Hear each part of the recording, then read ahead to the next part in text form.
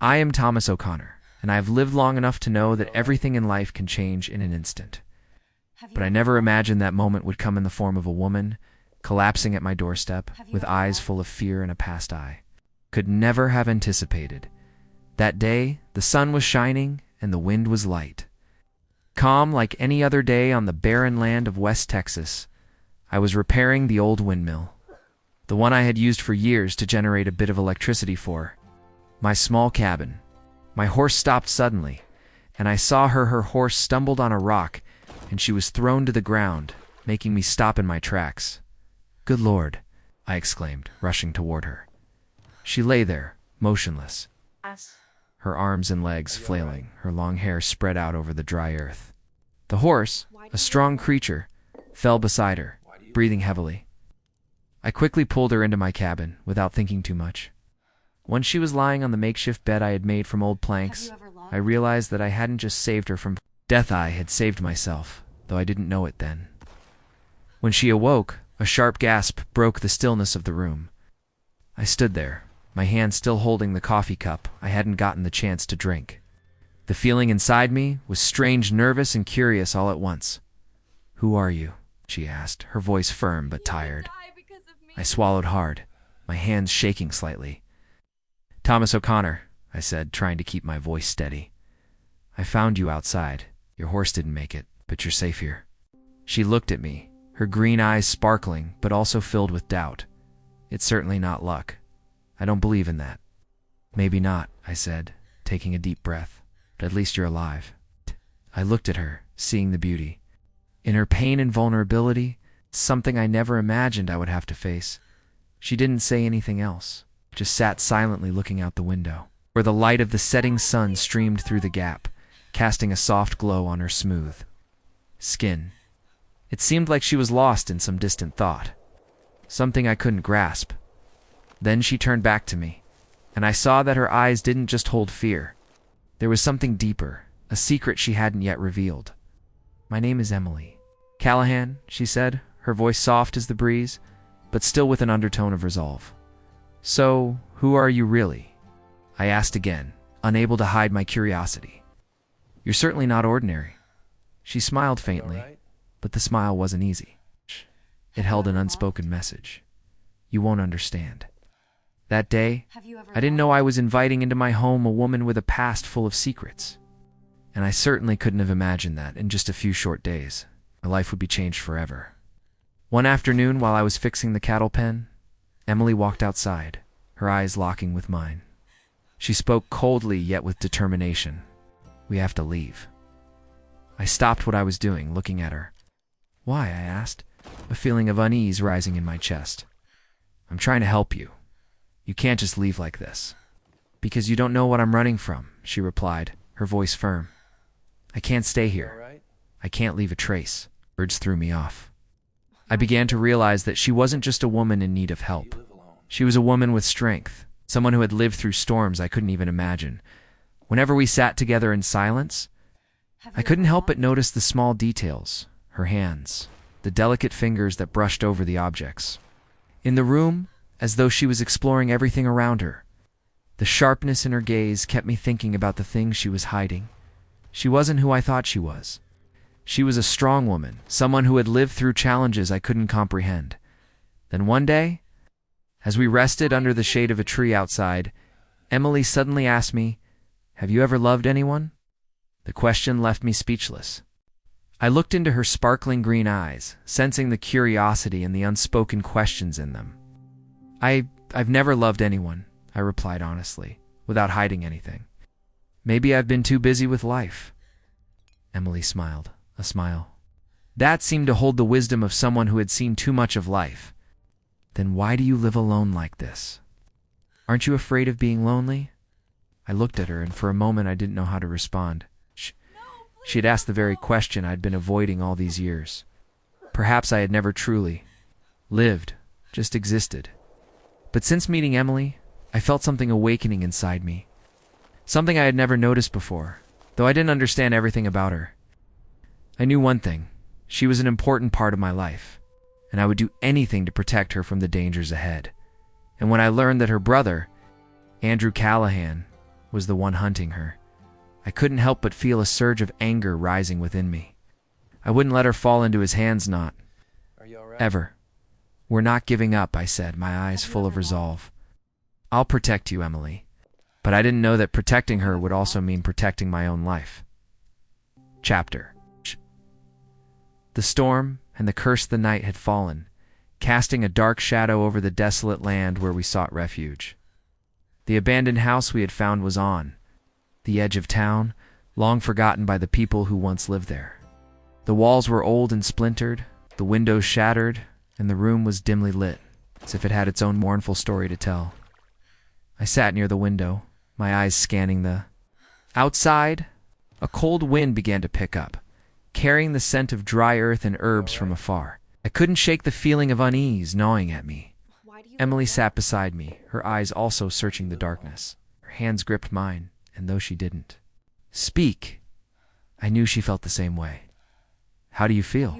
she asked, her voice soft, as if trying to break the oppressive silence in the room. "I don't know," I answered, not looking at her.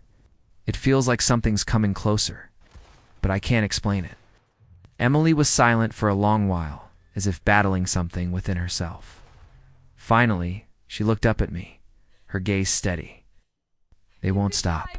Andrew won't let it go." Could hear the worry in her voice, but I couldn't fully comprehend what she was going through. Emily had been running from her brother, a man without a conscience. Now I was caught in a fight with no end in sight. "He won't stop, will he?" I asked, feeling a sense of helplessness creeping in. "No," she whispered. "Not until I'm gone."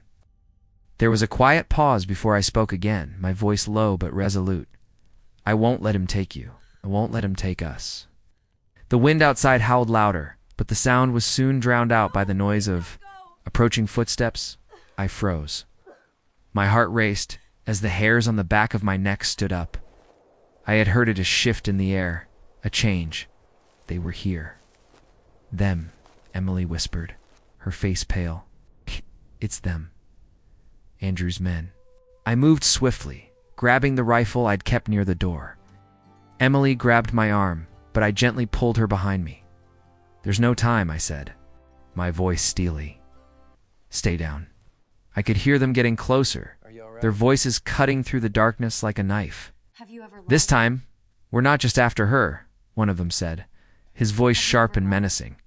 "We're coming for you, O'Connor." I clenched the rifle tighter, feeling the weight of what was to come. "Come at me, then," I muttered under my breath. "Come at me." The silence that followed was tense, thick with anticipation. Steps outside stopped, and then all at once gunfire erupted, filling the air with the deafening sound of battle. Night had fallen, casting a shadow over the barren land where we had taken refuge. The abandoned house we had found sat on the outskirts of town, untouched by anyone for years. The old wooden walls, shattered windows, and the gloomy room felt as though it carried a sorrowful story I couldn't quite fathom.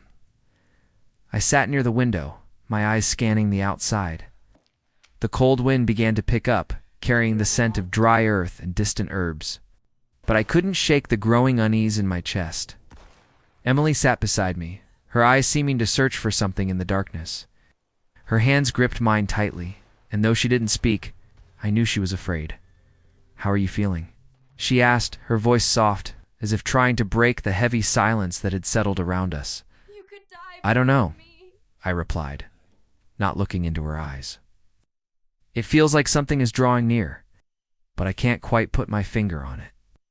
Emily fell silent for a long while, as though she were struggling with something inside. Finally, she looked up, meeting my gaze with a determined look in her eyes. "They won't stop. Andrew won't let it go." I could hear the worry in her voice, but I still couldn't fully understand what she was facing. Emily had been running from her brother, a man without conscience, and now I was caught up in a war with no end in sight.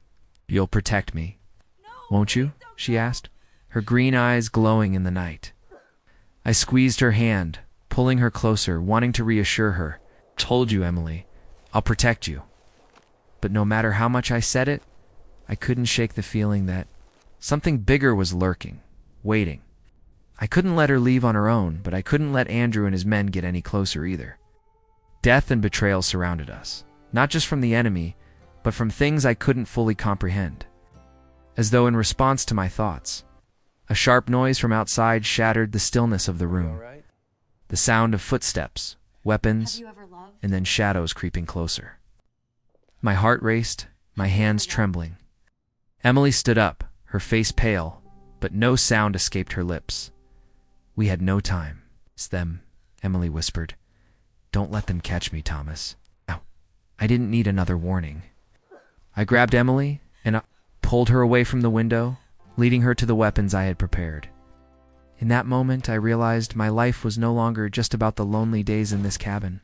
I was now standing in the midst of a battle, not because I wanted to, but because I had chosen her, and I couldn't back down. Their footsteps grew louder, and then a voice cut through the night, sharp and full of confidence. We're not just after her. We're coming for you too, O'Connor. I quietly drew my rifle from behind, my nerves taut, my eyes sharp as I peered through the window. 4 men in black, each armed, stood not far from the house. I didn't take my eyes off them. Fine, I said, my voice cold and full of resolve. Come on then, let's see what you've got. The atmosphere became thick with tension. The sound of their footsteps echoed in the dark, growing closer to the door where I stood. My heart hammered in my chest, every beat feeling like a warning. Emily stood beside me, her eyes locked on mine, full of fear. She knew this was the moment I had to choose, to protect her or protect myself. The gunfight erupted like a storm. Bullets whizzed past the window, the gunfire relentless, filling the air with the sound of violence and chaos. I couldn't hear anything except the deafening roar of gunfire and the rapid beating of my own heart. A bullet grazed us. Emily ran toward me, and in the brief moment, she was struck by a bullet in her arm. A sharp scream tore through the dark space. She collapsed, but I rushed to her side, shielding her with my body. The pain surged from the wound, but I didn't care. All that mattered was her. Don't worry, I said, my voice hoarse. I won't let you go. Emily looked at me, her eyes filled with fear, but also with gratitude. You could die. For me, she whispered. Because I've dragged you into this storm. I didn't respond. She was right. I could die for her, but I had no regrets. I didn't want to live a life of solitude anymore. I'd chosen her, and I would protect her, no matter the cost. The gunfight lasted for 7 minutes, until the sound of the shots stopped. From the window, I saw the attackers fleeing, their heads lowered, fear clear on their faces. I stood there, rifle in hand, my body covered in sweat and blood. But I didn't feel tired. In that moment of silence, I knew one thing. I had protected her, and that made me feel like I had one. Emily stood up, walking toward me, her hand gently placing itself on my chest where the wound was. Thank you for saving me, she whispered. I looked into her eyes, said nothing, only holding her hand. I should thank you for giving me a reason to live again. After the battle, the two of us stood facing each other, amidst the silence of the cabin, surrounded by broken pieces and memories that hadn't yet settled. Emily was no longer just a woman running from something. She was someone who had found a home in my heart, and I knew our lives had changed forever. In the end, when everything had calmed down, I realized we hadn't just survived. We had found meaning in our lives, in the love we shared. And no matter how harsh the world became, our love would not be broken. As the sunset descended, we stood. Together, no more words needed. Just holding each other's hand, we had found each other in this barren world.